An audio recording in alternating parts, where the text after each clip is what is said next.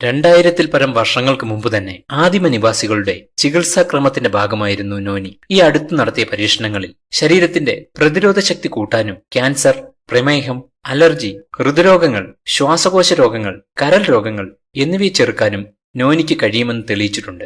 160-ലധികം ന്യൂട്രാസ്യൂട്ടിക്കൽസും amino ആസിഡുകളും ക്ഷാരകൽപ്പങ്ങളും നോനിയെ ആയുസ് നീട്ടിക്കൊടുക്കുന്ന മൃതസഞ്ജീവിനിയാക്കുന്നു. പ്രകൃതിദത്ത ആന്റിബയോട്ടിക്കായും anti ഓക്സിഡന്റായും പ്രവർത്തിക്കുന്നു. ഇലയിലും കായിലും അടങ്ങിയിരിക്കുന്ന ആൾസോളിക് ആസിഡ് തൊലിപ്പുറത്തുണ്ടാകുന്ന ക്യാൻസറിനെ പ്രതിരോധിക്കും. നോനിയുടെ സമ്പന്നമായ ബീറ്റാസീറ്റാസ്റ്റെറോളിന് കൊളസ്ട്രോളിനെ വരുതിയിലാക്കാനാണ് മിടുക്ക്. ആന്റി ഓക്സൈഡുകളായ നിനോൻ നോനിയെ ആരോഗ്യദായക പോഷക പാനീയമാക്കുന്നു. നോനി ഒരു മരുന്നല്ല, ഇത് മനുഷ്യ ശരീരത്തിന്റെ ജീവകോശങ്ങളുടെ ആഹാരമാണ്.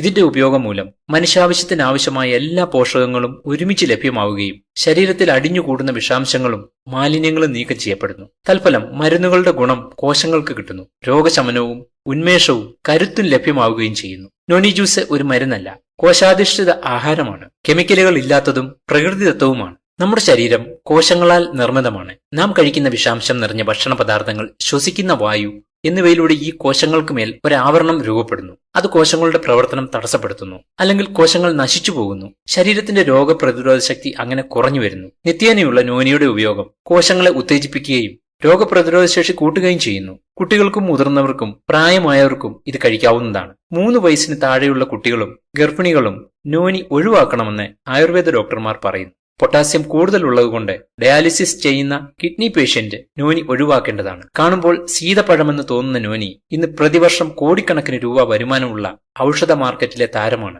തെക്ക് കിഴക്കൻ ഏഷ്യക്കാരിയായ നോനിയുടെ വിത്തിന് വെള്ളത്തിൽ പൊങ്ങിക്കിടന്ന് ഒഴുകി വരാനുള്ള കഴിവുണ്ട്.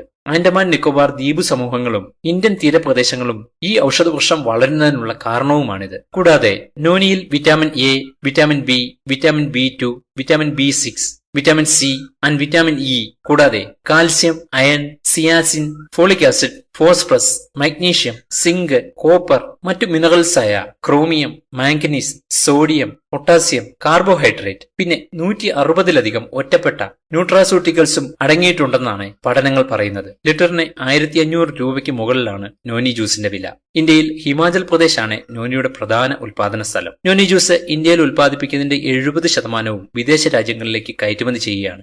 രോഗം വന്നിട്ട് ചികിത്സിക്കുന്ന നമ്മളുടെയൊക്കെ രീതികൾക്ക് വിപരീതമായതുകൊണ്ടാവാം ഈ കയറ്റുമതി. ഇനിയും ഇത്തരത്തിലുള്ള നല്ല നല്ല അറിവുകളും ടിപ്സുകളും എന്നും നിങ്ങളിലെത്തുവാൻ ഇപ്പോൾ തന്നെ മറക്കാതെ ആയുർ ടിപ്സ് എന്ന ഈ ചാനൽ സബ്സ്ക്രൈബ് ചെയ്യുക.